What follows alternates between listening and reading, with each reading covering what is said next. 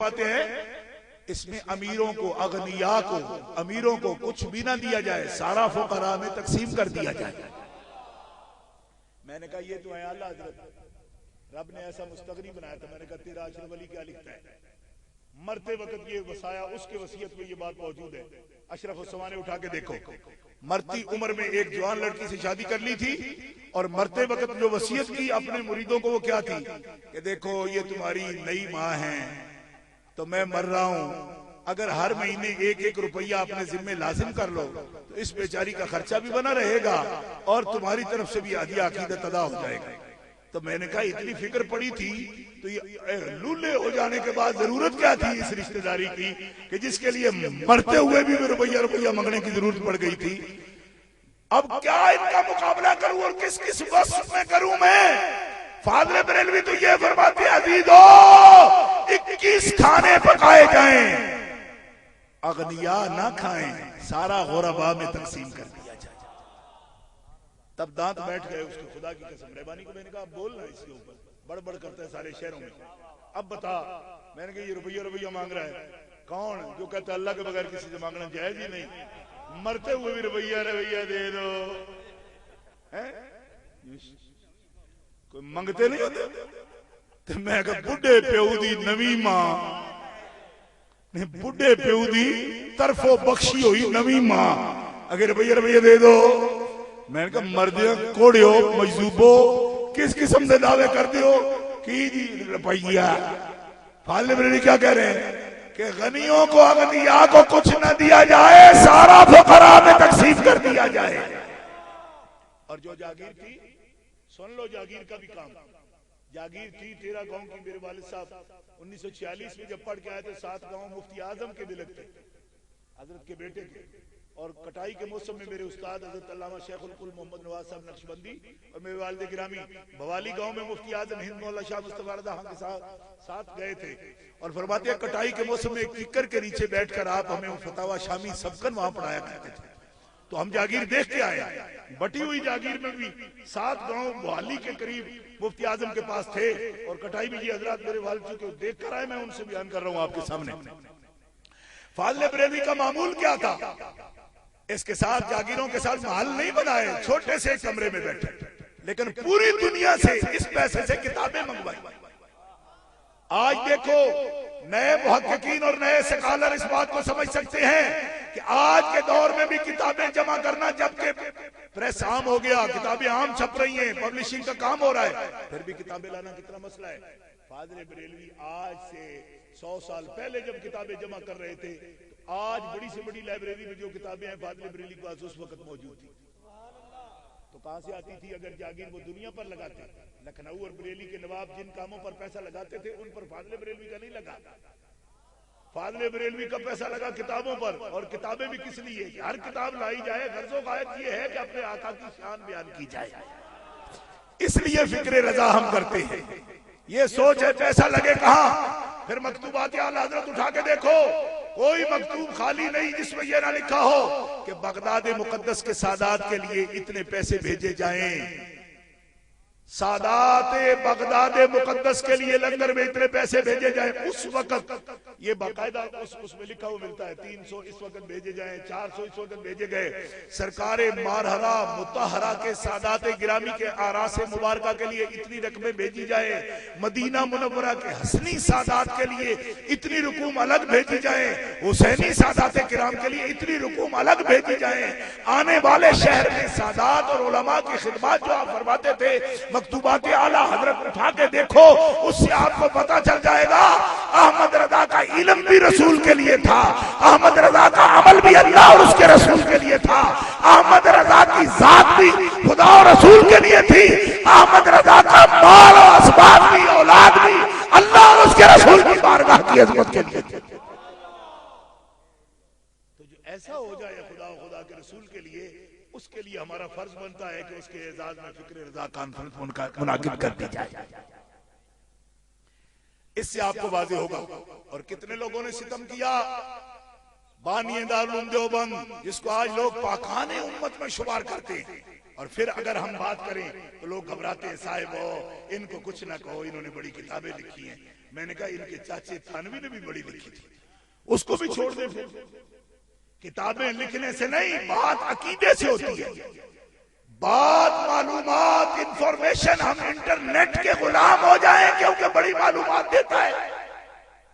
نہیں، انفارمیشن کی بات نہیں، بات علم کی بھی نہیں، علم کی بھی بات نہیں، راست علم کی بات ہے. نوٹ کرو، علم کے راہ حق نہ نمایا جہالت است.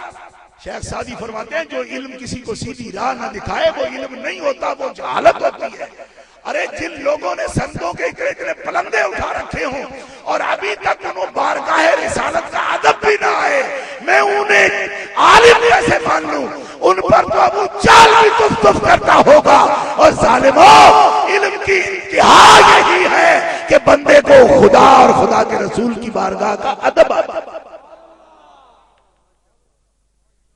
اگر یہ بھی پتہ نہیں کہ حضور کا نام کیسے لینا ہے، دعویٰ کیا ہے جی ہمارا علم دیکھو جی، ہماری کتابیں دیکھو جی.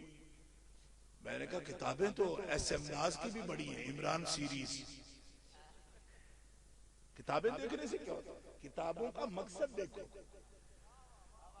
مصنف دیکھو. میں نے کہا مصنف بڑے ہیں، ہزاروں ہیں، انسائکلوپیڈیا لکھے ہوئے ہیں. خود پوچھو، شاید مسلمان بھی نہیں ہیں.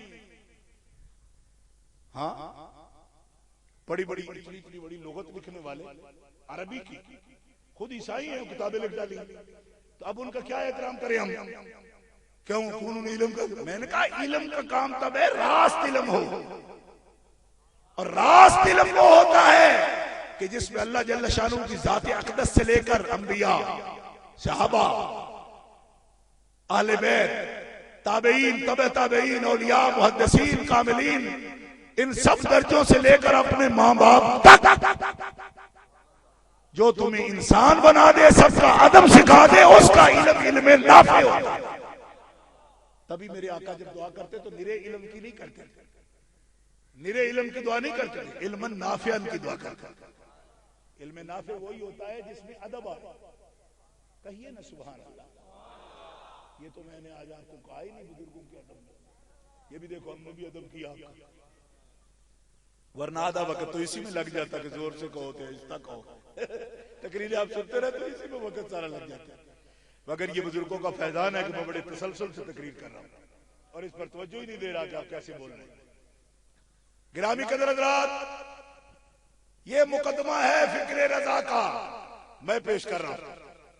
ایک وکیل کی حیثیت سے، طالب علم کی حیثیت سے فکر رضا کا مقدمہ میں آپ کی عدالت میں پیش کر رہا ہوں. فیصلہ میں نے آپ سے لینا ہے کہ کیا اعلیٰ حضرت ان کے علم کا ادب کرتے یا اپنے آقا کی عظمت کی پاسبانی کرتے. بھائی چمبا شریف میں آنے والے مسلمانوں ذرا ایک لفظ میں مجھے فیصلہ دو، اعلیٰ حضرت کو ان مولویوں کے علم کے ادب میں خاموش رہنا چاہیے تھا یا اپنے آقا کی عظمت کی پاسبانی کرتے ہوئے فیصلہ کرنا چاہیے تھا جس طرح آپ نے خنجر رضا نے کیا ہے؟ بولو آپ کا ضمیر کی عدالت کیا فیصلہ دیتی ہے؟ بولو تو صحیح. اس کا مطلب ہے آپ کو سمجھ ہی نہیں سب کو آ رہے ہیں. اعلیٰ حضرت نے جو فیصلہ دیا کہ سرکار کی عظمت کے بارے میں اگر کوئی حق نہ ادا کرے تو ہم اس کا علم و ادب نہیں دیکھتے. ادب سے مراد لٹریچر لے رہا ہوں، یہ ادب نہیں، دوسرا تعظیم والا نہیں. علمی و ادبی مقام نہیں دیکھتے، اس کی نوابی نہیں دیکھتے، اس کا مدرسہ نہیں دیکھتے. کیوں؟ ہمارے پاس بنیاد ہے آقا کا ادب و احترام. کہو سبحان اللہ. اور اعلیٰ حضرت تو یہ فرماتے ہیں کہ میں عقل سے، علم سے ہر وقت شان بیان کروں اپنے حبیب کی، مالک مجھے اس سے بھی آگے لے جائے. کیوں؟ کہ یہ جھنجٹ بھی نہ رہے کہ صرف دلیل دلیل دلیل، اس سے بھی آگے. ایسا گما دے ان کی بلا میں خدا ہمیں، ڈھونڈا کرے پر اپنی خبر کو خبر نہ ہو. ایسا گم کر دے ہمیں، فرا کر دے اپنے حبیب کی محبت میں کہ ہماری عقل بھی خبر لینے چلے تو ہماری عقل کو بھی ہم نہ ملے. ایسے تیرے محبوب کی ذات و صفات میں گم ہو کر. یہ طلب تھی ان کی، یہ دعا تھی ان کی، یہ ہے فکر رضا. کوئی کہتے جناب بیمار ہے تو دوا لے لے. حاضر بریلوی رحمۃ اللہ علیہ فرماتے جس کو درد کا مزہ نازے دوا اٹھائے کی، جان ہے عشق مصطفیٰ روز فزوں کرے خدا. بول رہے کیا؟ مجھے شروع میں جب میں تقریر کرتا تو مجھے لوگ کہتے ہیں آپ بھی کچھ آپ بنیاد لیتے ہو شعر میں علامہ مداروی صاحب رحمۃ اللہ علیہ، لیکن میں براہ راست زیادہ تقریر ان کی نہیں سنی. اس بنیاد پر میں لیتا نہیں تھا، لیکن پیغام محبت جو ہوتا ہے وہ ایک جیسا ہوتا ہے تو کہیں سے آپ کو جھلک نظر آتی ہے تو وہ تو ہمارے عشق کا رابطہ ہے. جان ہے عشق مصطفیٰ روز فزوں کرے خدا، اور جس کو ہو درد کا مزہ. بے ادبی کرنا یہ اہل سنت و جماعت سے خروج پر دلالت کرتا ہے.